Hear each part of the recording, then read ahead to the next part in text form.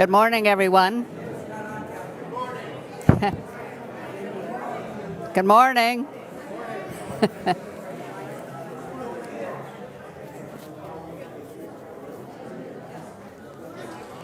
Can you hear me now?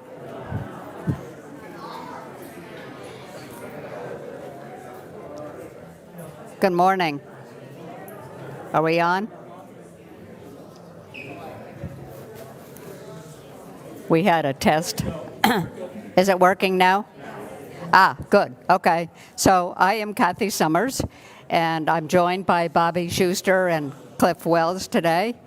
The three of us will be speaking about our service theme.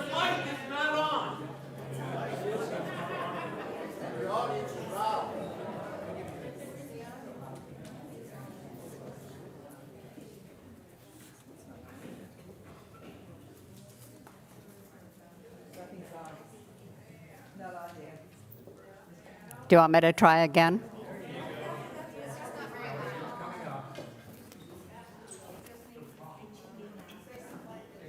Sound check.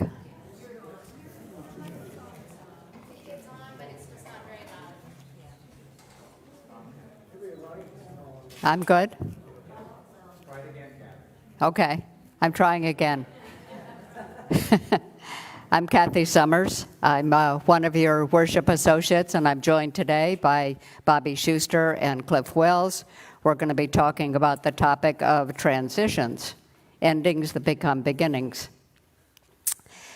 We almost made it to the end of this crazy year, and does anybody know what you call the end-of-year jitters? Old anxiety. Okay.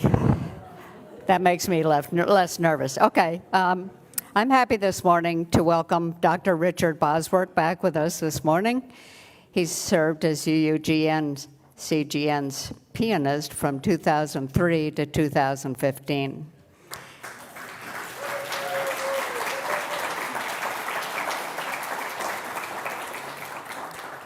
All of these pages are his curriculum vitae, but I'm only going to briefly summarize them.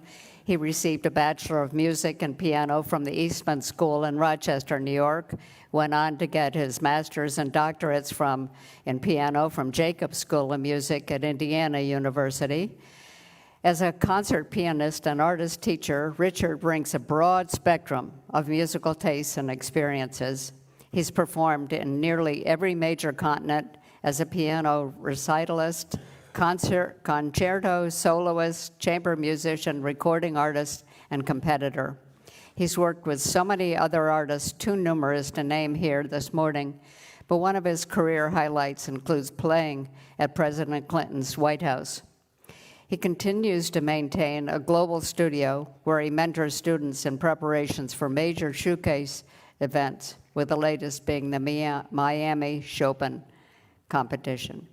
He specializes in and is nationally certified in remote instruction with participants from across North America, Europe, and Asia. Richard will be sharing in our festivities for our 50th anniversary celebrations of the church's founding.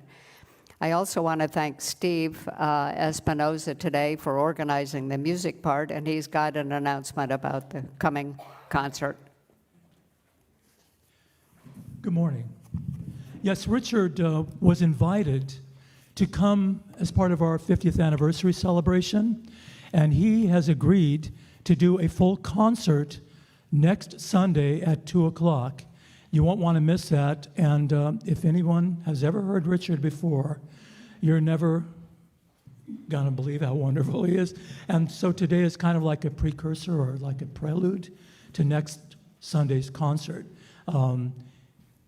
He's been a beloved person in our congregation for years, and we're really glad that he's come back to do a concert for us, and he's donating all of that, all the proceeds, to UUCGN's 50th anniversary. So.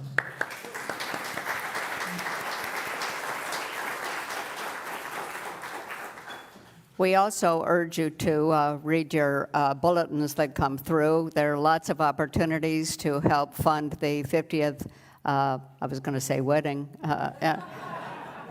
50th anniversary party, mugs and T-shirts and everything. So go out on the pavilion and see that. So whether you're here in the sanctuary or watching us on Facebook Live at home or sitting out on our pavilion, or you found another time to watch us on YouTube, please know that you're always welcome here. We are a welcoming community, freely seeking individual, spiritual, and intellectual growth. We strive to create a larger community of peace, justice, and love, and try to live our values in the world.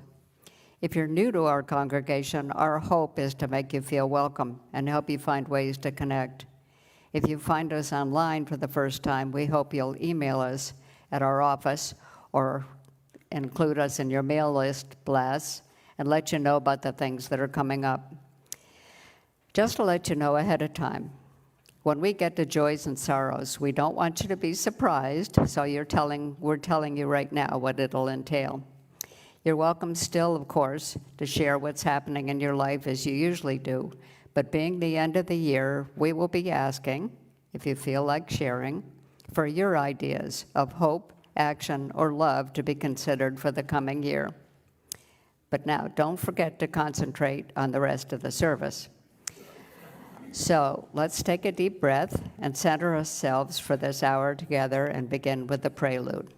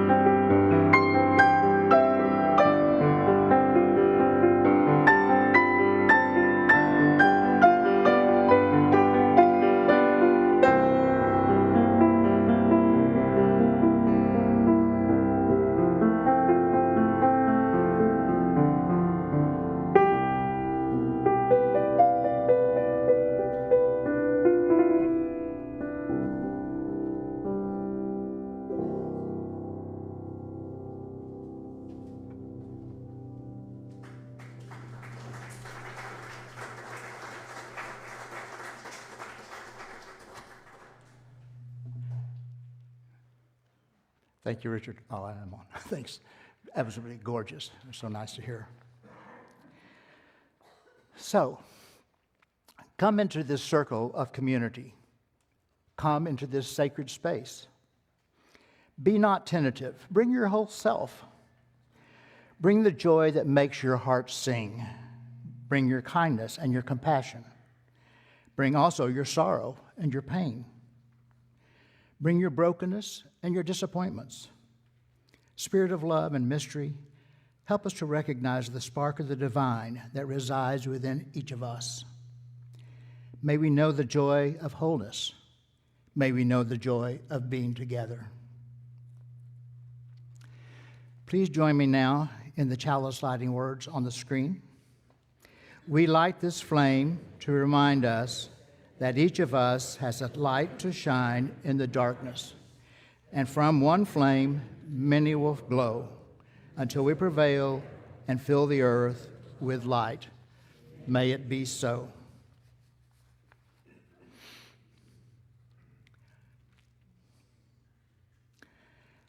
Let's rise in body or spirit to sing hymn number 1007 in the gray hymnal. There's a river flowing in my soul. The words are on the screen.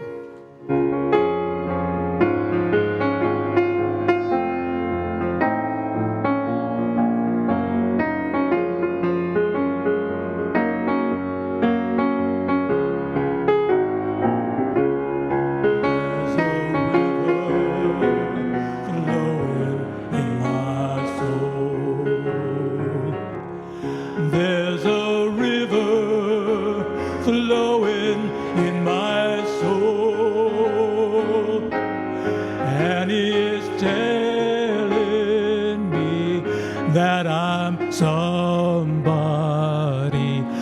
There's a river flowing in my soul. There's a river flowing in my heart. There's a river flowing in my heart, and it's telling me that I'm somebody. There's a river flowing in my heart. There's a river flowing in my mind.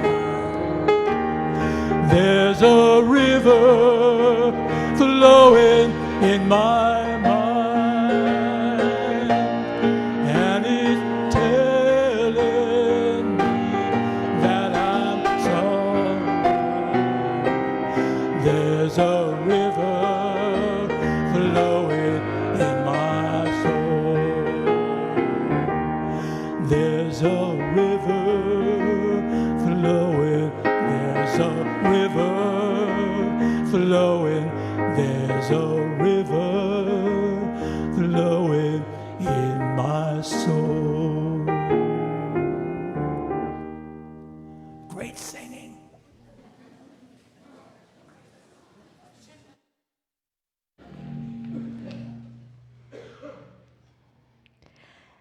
As December winds down and the new year approaches, we often feel a blend of excitement and pressure.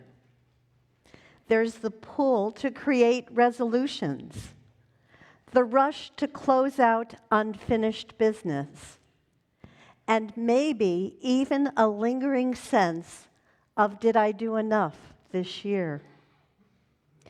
But what if, instead of rushing into the new year with expectations, we approach it with grace?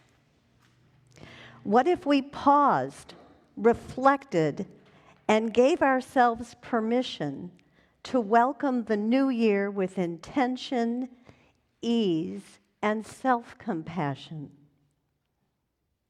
Before we dive into the new year, it's important to take a moment to reflect on the one we're closing. Instead of focusing on what we didn't get done or where we fell short, let's shift our attention to gratitude. What were the moments that brought you joy, growth, and connection? What are the 3 things that I'm grateful for this year? What were my proudest moments, no matter how big or small? What challenges did I face, and what did I learn from them? Who supported me and impacted my life in a meaningful way? Gratitude helps us shift our mindset and release the pressure to have been perfect this year. Instead, we honor the experiences that shaped us and the lessons we carry forward. Resolutions can sometimes feel rigid or overwhelming, like a long to-do list we're bound to break by February. But intentions are different. They focus on how you want to feel, live, or show up in the world, leaving room for flexibility and growth. Here's how to set intentions that align with grace. Choose a word or phrase for the year. Instead of a long list of goals, pick one word or mantra that embodies what you want to cultivate in 2026. It could be something like ease, connection, or growth. Let this be your guiding theme. Focus on feelings over outcomes. Instead of, I will exercise every day, reframe it as, I want to feel strong and energized. Focusing on the feeling allows for more kindness and flexibility as you work toward your goals. Visualize your ideal self. Take a few moments to close your eyes and imagine your future self at the end of the next year. How do they feel? What have they let go of? And what have they welcomed? This visualization can help you create intentions that feel aligned with your true desires. The end of the year is the perfect time to release old energy, habits, or mindsets that are holding you back. Think of it as clearing space for new blessings to enter. Just like we declutter our homes, we can declutter our minds and hearts, making room for growth in the new year. As the new year begins, let go of any pressure to be perfect or have everything figured out. Instead, embrace grace. The grace to be exactly where you are, to grow at your own pace, and to navigate the year with kindness toward yourself. As we prepare to step into 2026, remember that welcoming the new year with grace means giving yourself permission to move forward with ease and self-compassion. It's about reflecting on the year with gratitude, setting intentions that feel aligned, and releasing anything that no longer serves you. Take a breath. Trust in the process and know that you are exactly where you need to be. The new year holds so much possibility, and by welcoming it with grace, you're opening yourself up to the beauty and growth that's yet to come. Our centering hymn is number 123 in the gray hymnal, Spirit of Life.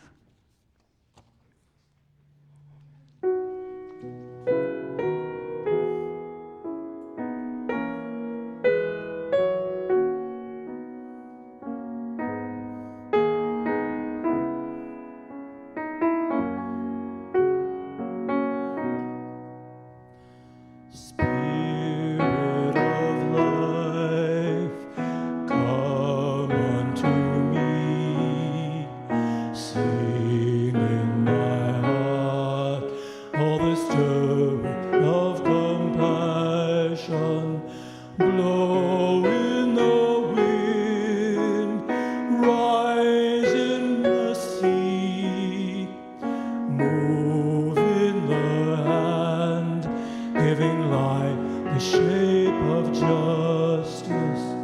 Roots hold me close, wings set me free. Spirit of life, come to me, come to me. Monte de amor, van hacia mí, y al corazón, cántale tu compasión, sopla al volar, sube en la mar, hasta rodear la justicia de la vida. Arraigame, libérame, fuente de amor, ven a mí, ven a mí.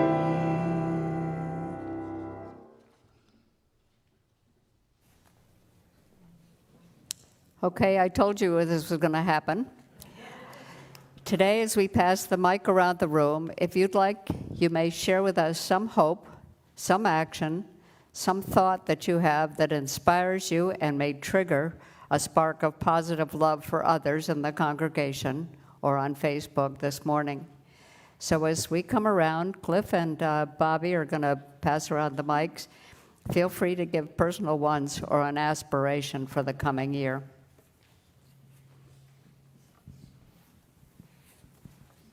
Raise your hands. Who wants to be first? I'm Melanie. I had an idea, and I just ran it by Sherry Arns, and she thought it was a good idea. She's the head of the Social Justice Committee.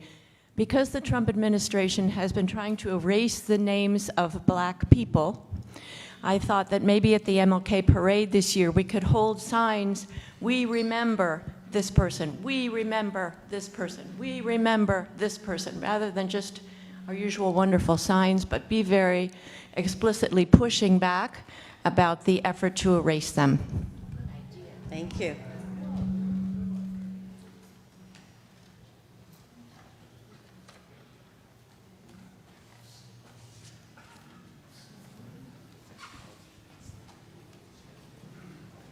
Hi, my name is Bill McCormick. This year at Emerson Academy, we had students for the first time from Immokalee High School.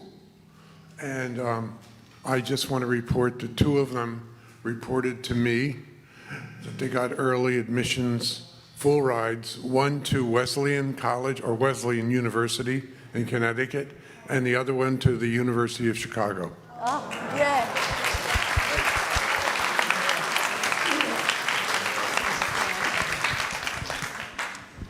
I'm Frank Bergeson, and our joy today is that Ann and I are celebrating our 65th wedding anniversary.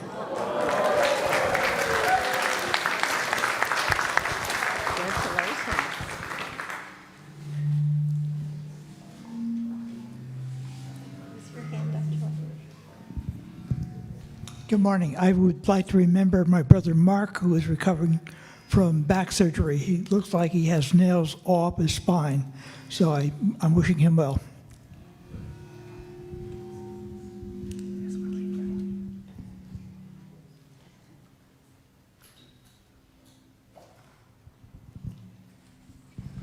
I'm Chris Barrett. I joined the congregation back in 2014, and at that time Richard was our music director, and this man can play Moonlight Sonata better than any of the 100 recordings that I have. Hello, my name is Elaine Hankin, and I've been here before with my friend Chris Barrett, and I want to say how much I always appreciate being being here among you all. There's always such a welcome here. It's such a beautiful place to think about spirituality and gratitude and all the good things we want to remember. And for this coming year, I want to remember I'm now 87 and appreciating being 87 because I see things kind of differently than I did in the past. And I would like to just be appreciative of each moment. I want to appreciate my friend Chris Barrett. We live in the Arlington, and I met her through that. And I want to remember that each moment is so precious, and just to appreciate the moment, not thinking too much about the past, not worrying about the future, living in each moment, because each moment is very, very special, very precious, and will never come again.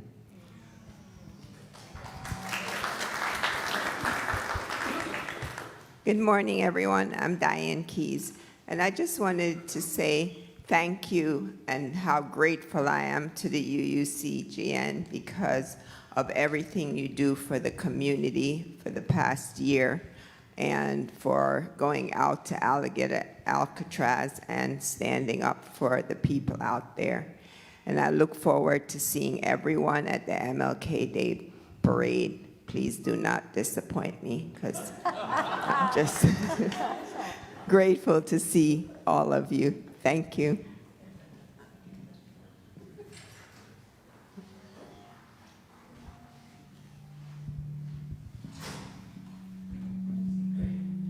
I'm Martha Dykeman, and I joined the UUCL, or whatever I was saying it. Pretty new. But anyway, my brother and sister-in-law are here with me today, and they helped me through so much with my husband with dementia and in his passing, and they came and helped me in North Carolina. And my word for this next year is to be grateful to all the people that have helped me get through so much, and I'm going to remember them all and write them down and thank them individually for all the help they've given me.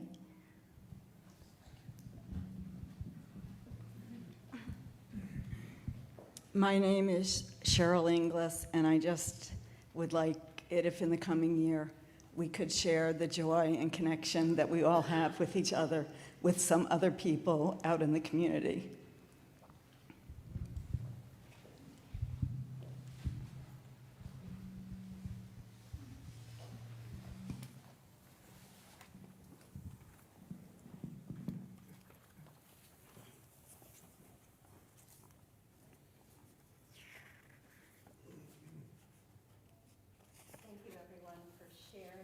In your heart.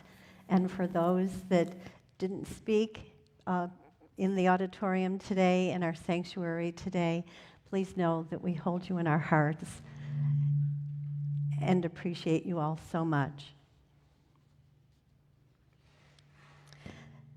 Spirit of life and love, holy presence all around, embrace us with your wisdom and peace. Surround us with reassurance. Fill our hearts with purpose. Empower us to do what is right. May our hearts be expanded as the time comes for us to comfort each other. May our minds be charged with creativity as we find our way forward. May our spirits be guided by our values. May our lives speak, be they gentle and angry or loud and clear. May we remain united in our mission as people of faith to connect deeply, to grow together, and to serve one another. Our musical meditation, when our heart is in a holy place.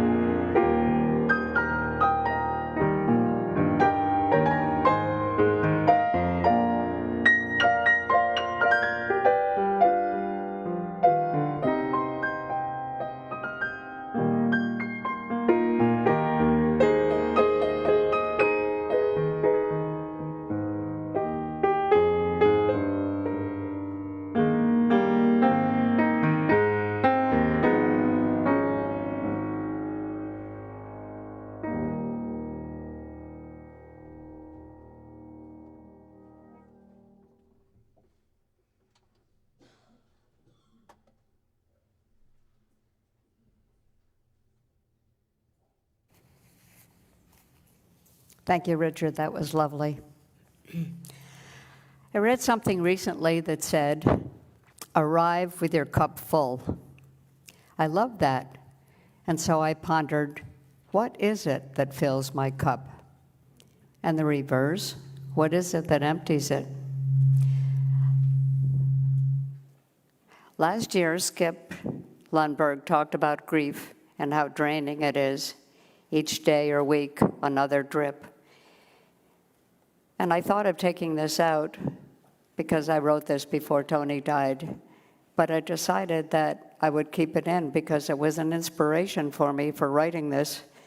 And Tony's words and presence here helps fill my cups. Each day I have a choice. I can try to fill my cup, or I can let what's in it diminish. There are days when I awaken and the cup already feels depleted. I'm anticipating failure, I'm afraid of tomorrow, or I'm really sad. Right away when I feel these emotions, I can put myself back in the day, today, all there is. I can look at the sunrise, the treetop view from our condo, and feel grateful. Gratitude tends to attract more gratitude, and I feel a surge of love for my husband, family, and friends. I switch to positive thoughts and make a plan. What am I going to do for exercise? Being in Florida, there are plenty of places to walk in nature. The botanical gardens, Clam Pass, county parks. I can plan my meals around healthy food. Just a little chocolate. That's self-care and adds to my cup. Besides gratitude and the physical, there's more opportunity for positivity. I think about the people in my day, not being judgmental, comparing, or resorting to negativity and gossip.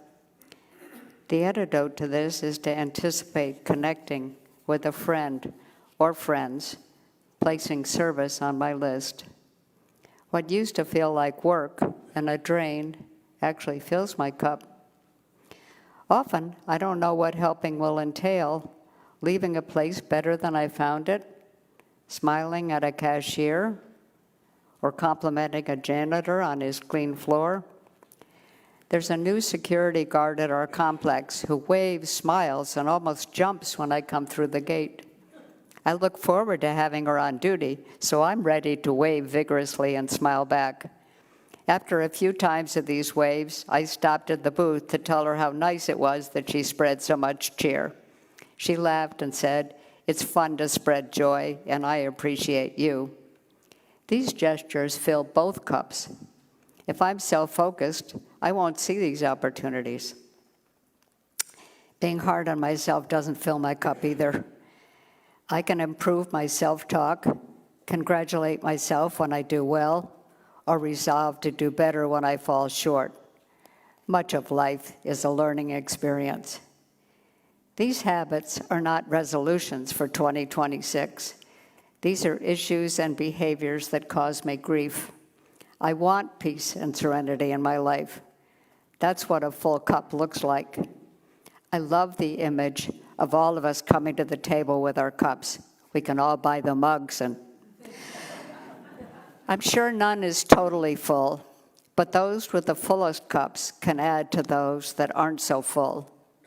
Even the not-so-full cups have something to offer, an experience, a smile, a good word that adds to both vessels.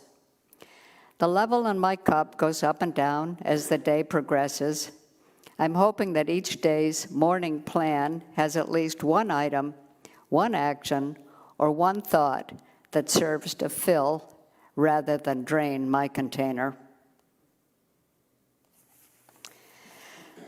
So now we come to the offering, where each week, where it serves as a symbol of the richness and caring that this congregation provides. With every act of generosity, we support not only the growth of our spirits, but also the many hands that reach outward, touching lives in our wider community with kindness, hope, and love. If you're watching Facebook Live or YouTube, you can donate using the address on the screen, or go to the website and click on the donate button, or you can use the QR code on the screen. The ushers can come forward.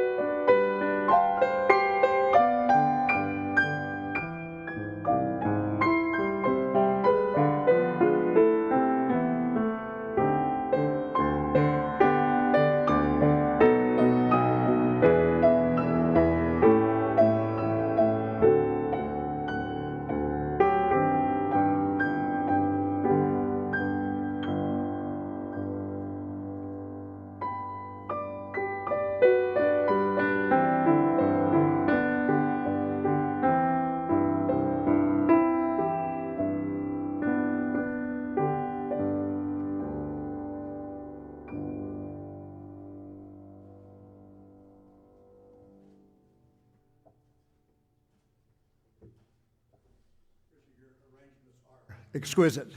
Thank you so much for sharing them with us.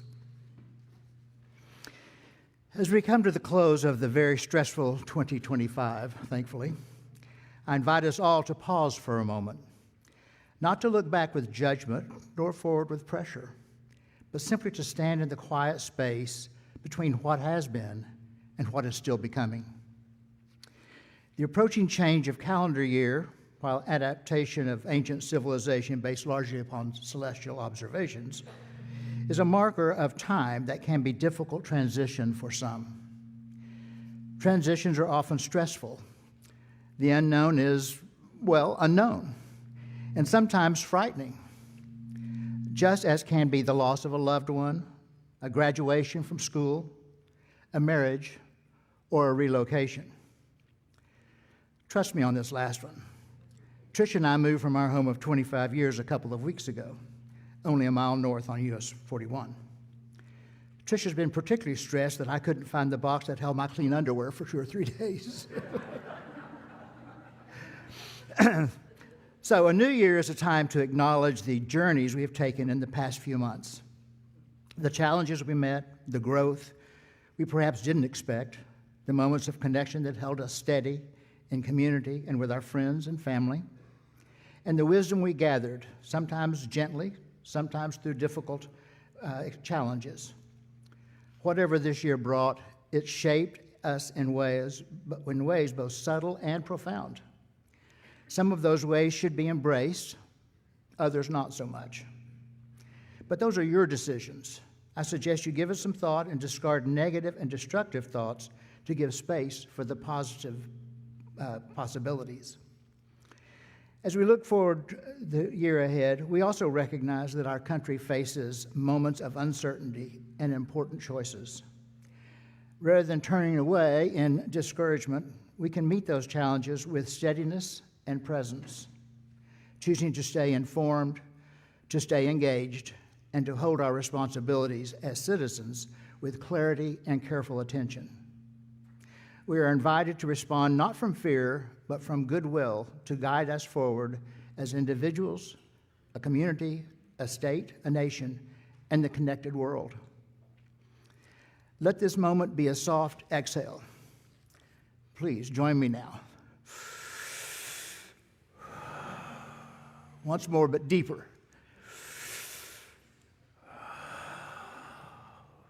Good.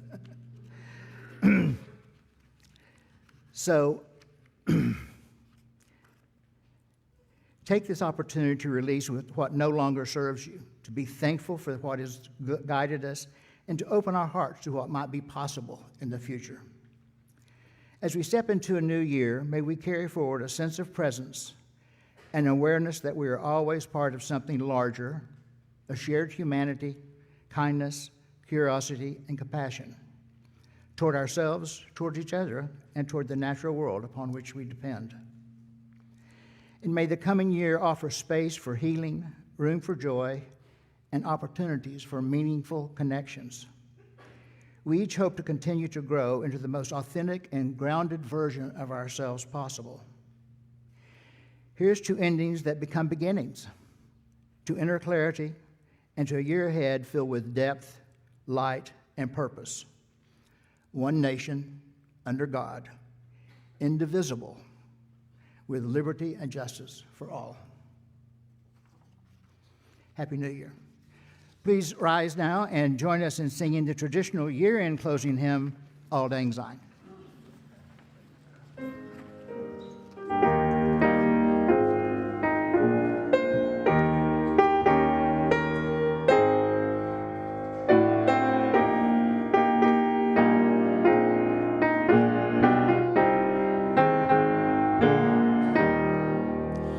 Should old acquaintance be forgot and never brought to mind? Should old acquaintance be forgot and old lang syne? For old lang syne, my dear, for old lang syne will take a cup of kindness yet for old lang syne. For old lang syne, my dear, for old lang syne will take a cup of kindness yet for old lang syne.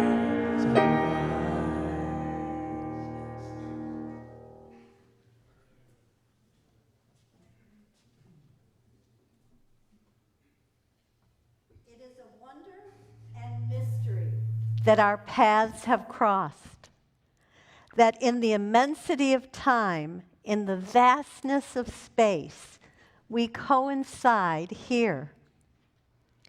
I am in awe at the ways in which our lives intersect and intertwine, at the beauty we create when we gather. May our coming together make us more compassionate, more just, more caring, and more loving. May our hearts and minds be open to this offering. I am so glad you are here.